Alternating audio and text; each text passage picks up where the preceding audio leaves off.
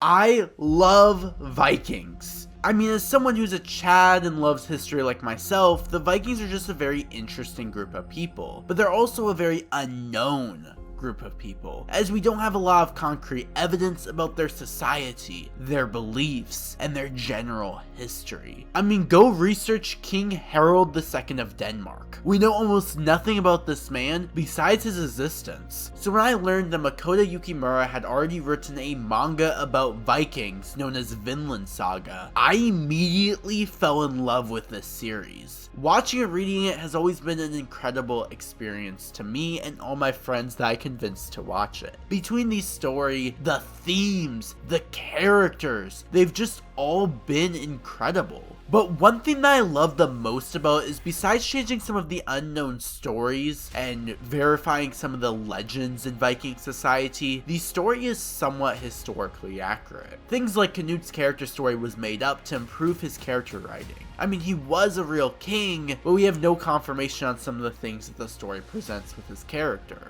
But Viking society, Vikings beliefs, and the dark reality of the Vikings group is all, to the best of my knowledge, very accurately represented, which is something that most forms of media have to heavily censor. Anyway, today, my goal is to convince you, yes you, to read or watch Makoto Yukimura's masterpiece, known as Vinland Saga. The Vinland Saga anime and manga both start in completely different places. The anime starts with the story of Thor's, which is Thorfinn's backstory in the manga, while the manga starts out with Thorfinn already on one of his adventures. I mean, it's all still in volume 1, but I think the anime's placement was actually a little bit better than the manga's. So as I tell you the first few chapters, know that there's going to be a massive difference between the manga and the anime. But we're still gonna cover the content that the anime presents in the first few episodes. However, I'm not gonna give you the 4th episode spoiler, which is the reason behind Thorfinn's drive.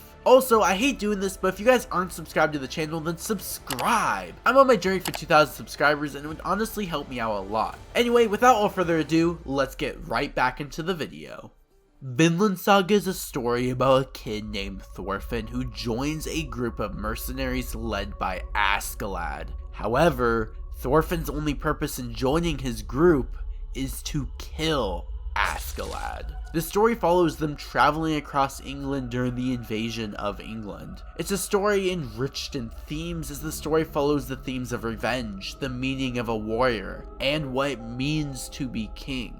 Vinland Saga is filled with each and every character feeling interesting, unique, and special in some way or another. And as the story continues their adventure, we get to see Thorfinn's backstory, which is where the anime starts at. In this backstory, it shows Thorfinn as an ignorant kid. He was strong for his age, but his idea of war was detrimentally different from what war was. No one can blame Thorfinn for having this idea of war though. After all, in 1013 AD, Vikings believed that death through combat was the only way to reach Valhalla, making children view war as paradise. On top of that, the only experience Thorfinn has with war is the play fights that he participates in. Anyway, the backstory continues as a great massacre happens. Tons of Danes were murdered by the English. And while Thorfinn doesn't know what's going on, as it was nowhere near Greenland, King Sweyn decides to retaliate, and he decides to do so by sending the Joms Vikings to find the strongest Viking, Thors, as he ran away from war many years ago. As the Joms Vikings arrive in Greenland, they are ordered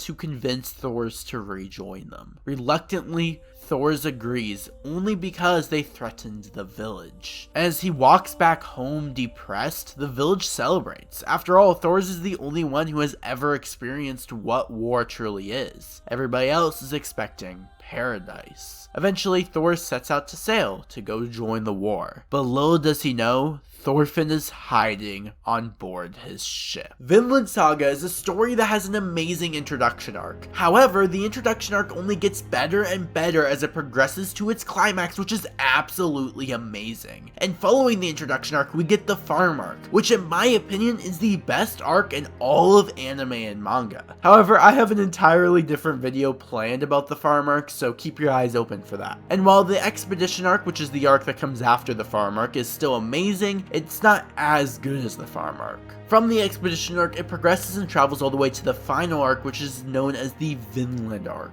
which I haven't read yet and it's still being written as we speak. The protagonist of Vinland Saga is in my top 3 favorite protagonists of all time, and the series itself is my 3rd favorite series of all time. So in my opinion, yes, you need to read Vinland Saga. Anyway, thank you guys so much for watching today's video. I know it was somewhat short. It's because I'm planning like a way bigger Vinland Saga video. But anyway, guys, if you guys did enjoy this video, drop a like and subscribe to the channel if you guys are new. And yeah, I don't know what else to say. Thank you guys for watching till the end. It was awesome. Shout out to my channel members, Antonio15 and Ledior. Ledior being a part of the Lieutenant tier, and Antonio15 being a part of the Captain tier. And anyway, my name is Pokesel, and in the words of Ginichimaru, bye bye.